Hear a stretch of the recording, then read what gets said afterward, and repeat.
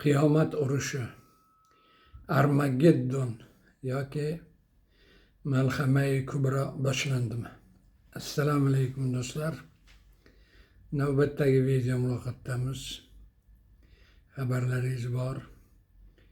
Isroil va Amerika bir tarafda, Eron yangi bir urush boshlandi. Mana bugun 6-kun urush davom etyapti. Rossiya Ukraina urushi davom etyapti. G'azoda ham urush davom etyapti. Bir savol tug'iladi. Isroilning maqsadi nima? Isroil nima qilmoqchi? Nega Eron bilan urushyapti? Ba'zi sharhlovchilar, ayniqsa Turkiyadagi sharhlovchilar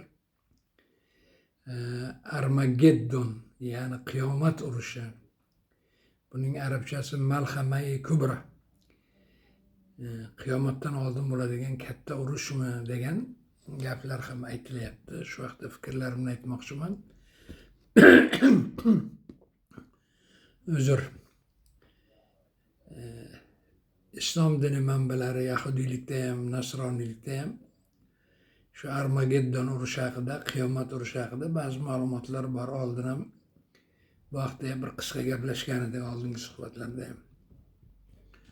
Bu urush qiyomat boshlanishidan oldin bo'ladigan eng katta urush sifatida baholanadi. Hozirgi Suriya, Iroq, mana shu o'rta sharq hududida deb aytiladi. Bu yerda endi bir tarafda musulmonlar o'zlarining, bizning musulmonlarning tushunchasida bu demak Dajjal kelishidan oldin bu urush bo'ladi. Dajjal kelib butun dunyoda fitna qilgandan keyin Imom Mahdiy o'rtaga chiqadi va Iso alayhissalom tushib Imom Mahdiyga yordam berib Dajjalni o'ldirishadi. Mana shu urushda yani. Endi yahudiylik, nasroniylik esa bu ham bir yaxshilik va yomonlik, ular o'zlarini yaxshilik tomoni deb biladi. Islomni musulmonlarning yomonlik tarafi deb biladi. Ular urushishi kerak. Natijada ularning o'zlari bilgan yaxshiligi dunyoda ustun bo'ladi. Yahudiylikda yahudiylar bir va'd qilingan tuproqlar, yerlar degan ularda bir tushuncha, loyiha bor. Bu o'sha hozir G'azoni bosib olyapti, to Qohiragacha borilishi kerak. Butun Urdun davlati, Suriya, Saudiyaning Tabuk shahrigacha bo'lgan joylar, Iroqning yarmi va Turkiyaning mana bu janubiy sharqiy, hozir kurdlar yashaydigan joy va Eronning g'arbi Tabriz bilan birga juda katta hududda bir yahudiy davlat qurilishi kerak. Shu davlat qurilsa, keyin ular dunyoda butunlay ustun bo'ladi. Dunyoni o'ziga qul qiladi. Yani boshqa davlatlar hozirgi davlat ma'nosida bo'lmaydi. Yani qolgan hammasi qullar mana shu katta bir davlatga xizmat qilish kerak bo'ladi. Mana shunday katta loyihalar bor. Bular qanchalik haqiqat, Armageddon urushi yoki va'da qilingan yerlar bu amalga oshadimi, yo'qmi? Agar shu shaklda ketayotgan bo'lsa, mana bu urush, Isroil-Eron urushi, aslida Eron Amerikaga ham, Isroilga ham kerak edi. Eronning o'zining bayonotlari bor, Amerikaga aytgan bayonotlar va rasmiy bayonotlar. Biz Amerikaga yordam berganmiz Afg'onistonni bosib olishga 2001-yilda va Iroqni bosib olishga 2003-yilga. Ya'ni bizning hamkorimiz degan, biz hamkorimiz Amerika bilan. Amerika nimaga bizga urush qilsin degan Eronning o'zining rasmiy bayonotlari bor, haqiqatan ham yordam bergan yani. Nimaga? Eronning o'zining shiyalikdagi tushunchasi bor yani. Ularda ham Imom Mahdiy borki, chiqishi kerak. Imom Mahdiy ularning 12-imomi tushishi kerak.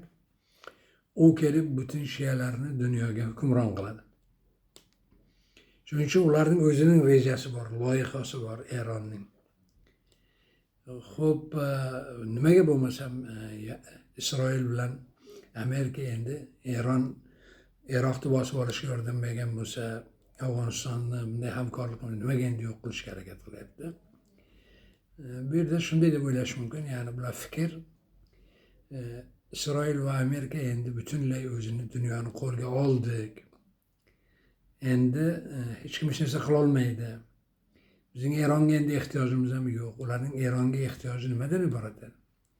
Eron shiadir, sunniylarga qarshidir. Sunniy dunyoni butunlay shialashtirish kerak ular. O'sha Imom Mahdiy tushishi uchun. Aslida bu o'sha Eronning aytgani kabi Amerikaning va Isroil manfaatlariga xizmat qiladi agar sunniy dunyoga qarshi bo'lsa.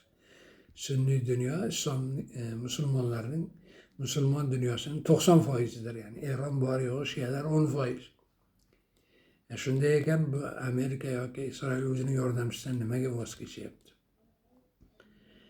Butunlay o'zlariga endi ishondimi Isroil bilan Amerika? Butunlay biz yo'q qilamiz, va Eron bizga yordam beradimi, yo'qmi endi? Buning ahamiyati yo'q. Biz zotan arab dunyosini qo'lga olgan, ular Trampning gapi bor. Qirol Salmonga, Saudiyaning qiroli, biz bo'lmasak 2 hafta hokimiyatda tura olmaysizlar degan, yoki Isroil 20 ta arab davlatiga, o'sha arab birligiga bitta ovozingni chiqarmaysan, ovozingni chiqarsang yo'q qilaman degan shunday tahdidlar bo'ldi. Rasman aytildi Netanyahu tarafidan arab ittifoqi davlatlariga. Ya'ni ular butunlay buni qo'lga oldik. Endi Isroilga boyaga aytilgan juda katta yangi Isroil va'da qilingan yerlar, hududlar, o'sha davlatni qurish kerak. Bu yerda demak katta davlatlar bo'lmasligi kerak. Unga to'siq bo'ladigan katta davlatlar kimlar? Shu O'rta Sharqda 4 ta katta davlat bor. Eron, Turkiya, Misr va Saudiya Arabistoni. Eron, Turkiya, Misr, bular 100 millionga yaqinlashgan, aholisi juda katta demak bo'lgan. Endi Saudiya Arabistoni 40 millionga yaqin. Shuni Erondan boshladi buni yo'q qilishdi. Shu 4 davlat yo'q qilinsa, keyin o'sha joylarni egallashi mumkin. Isroil shunday bir reja bormi? Shu reja bilan davom etyaptimi? Balki shu reja bilan davom etayotgandir. Eronni bu rasmiy demak Eronga qo'yilayotgan ayb uning atom quroli ishlab boshlaganligi, atom quroliga yaqinlashib qolganligi, buni yo'q qilish kerakligi va hokazo. Ya'ni Trampgacha ultimatum, ya'ni qat'iy talab qo'ygan, bir kunda 24 soatda taslim bo'lasizlar, bo'lmasa yo'q qilamiz butunlay deb. Eronni Afg'onistonday yoki bo'lmasam Iroqday bosib olish menimcha imkonsiz. Bunday tepadan bombardimon qilib rejimni ag'darish mumkinmi? Masalan, uzoq davom etadigan bo'lsa, bu uzoq davom etishi Isroilning o'ziga ham xavfli. Chunki Eron ham bor kuchi bilan hozir tashlanyapti endi. Uzoq davom etadigan bo'lsa, masalan, oyatullohlar rejimini ag'darilsa, deylik, Eronda boshliqlik boshlansa, ichki urush boshlanishi mumkin Eronda, agar haqiqatdan ham Isroil va Amerika shu rejimni yiqitsa. Ichki urush bo'ladi. Bir tarafda sunniylar, bir tarafda shialar, bir tarafda kurdlar, ozarbayjonlar. Eron bo'linib ham ketishi mumkin. Bular hammasi taxminlardir, ya'ni bular bo'ladi degan gap yo'q.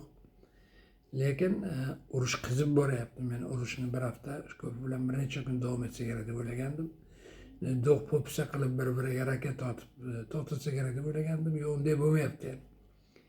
Agar shu ketishda bo'ladigan bo'lsa, Amerika aralashadigan bo'lsa, haqiqatdan ham Eron rejimini yiqitish mumkin. Eron butunlay vayron qilinib, ichki urush bo'ladigan bo'lsa, bilasizlar, ichki urushlar juda uzoq davom etadi. Bunday davlatlarda fuqarolar urushi deyilgan ichki urush, Alloh qo'rusin, juda ko'p odam o'ladi unda, Eronda, agar shunday bo'ladigan bo'lsa. Demak, mana bu qiyomat urushining bir ssenariy deyiladi-ku, bir parchasi, bir ko'rinishimi bu degan savolga javob izlayapmiz. Ya'ni buni hech qurmasa nazariy jihatdan bilish kerak yoshlar. Armageddon deb qarashingiz mumkin, qiyomat urushi deb qarashingiz mumkin, malhamai kubra deb qarashingiz mumkin. Shu tushuncha bor, ya'ni bu shundayga aytilgan so'z emas. Bu diniy manbalarda bor va Isroilning o'zida demak shunday loyiha bor. Va'da etilgan, va'da qilingan tuproqlar, hududlar, ya'ni buyuk Isroilni qurish, men aytdim chegaralarni. Juda katta bir davlat bo'lish kerak degan bir tushuncha bor.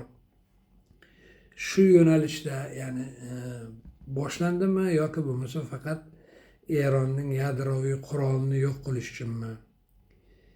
Buni boshqa jihatdan ham aytish mumkin.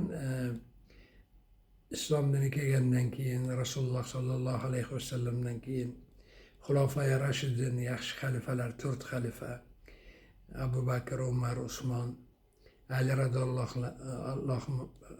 radhiyallohu anhumlar davrida va undan keyin juda keng jo'g'rafiyaga, dunyoga tarqalib ketdi islom dini. Undan keyin nima urushlari bo'ldi? Salb urushlari bo'ldi, Xochli urushlari bo'ldi.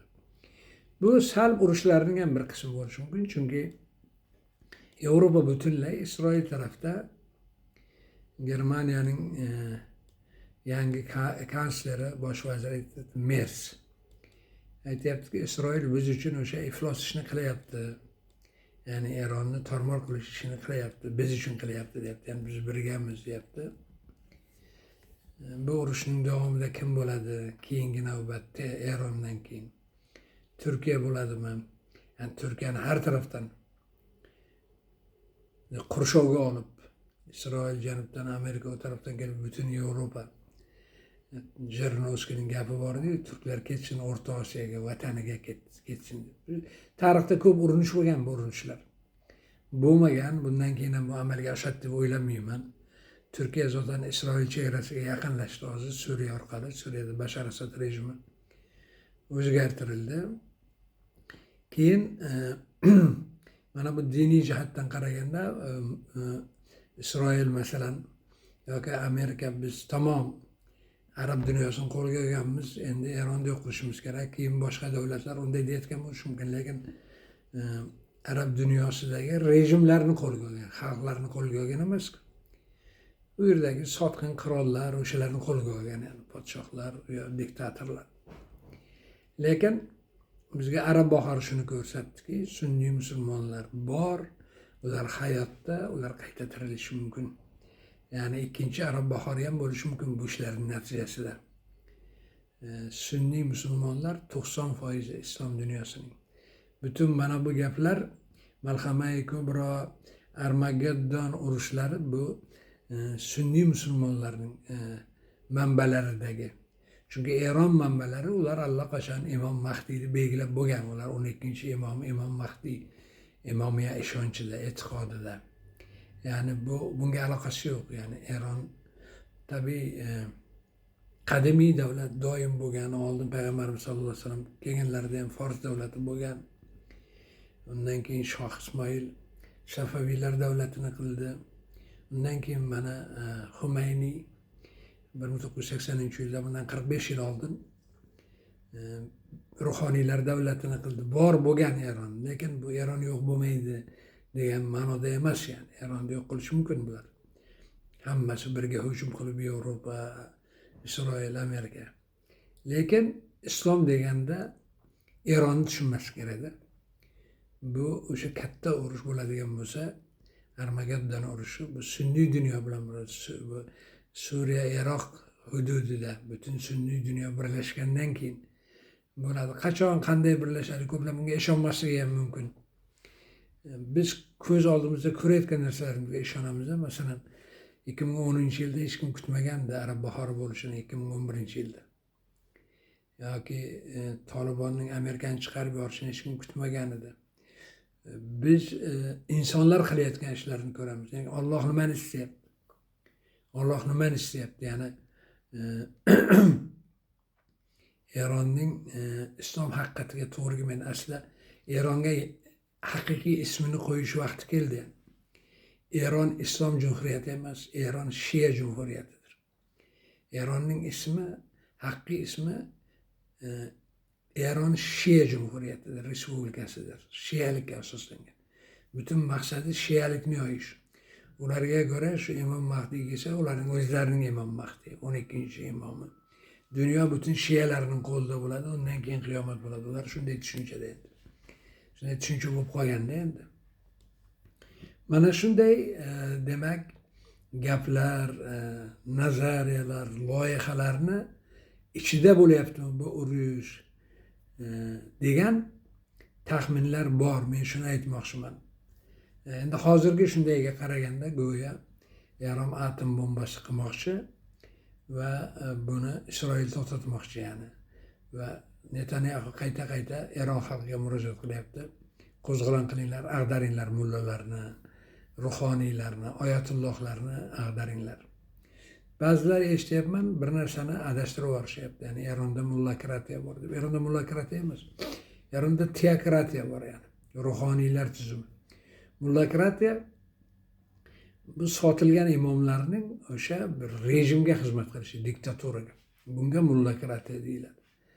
Men birinchi aytganman buni, mullokratiya iborasini. Mullokratiya boshqa, Erondagi teokratiya boshqa narsa. Chunki Eron teokratiyasida ruhoniylar hokimiyatda. Mullokratiyada mullalar hokimiyatda bo'lmaydi. Tepada bir diktator o'tirgan bo'ladi. O'shanga xizmat qiladi.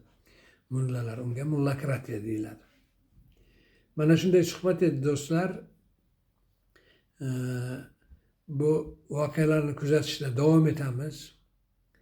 Bu Armageddon urushimi, qiyomat urushimi boshlanishimi yoki emasmi? Buni ko'ramiz, ya'ni qaraymiz, kuzatamiz. Chunki bu birdan bo'ladigan narsalar emas.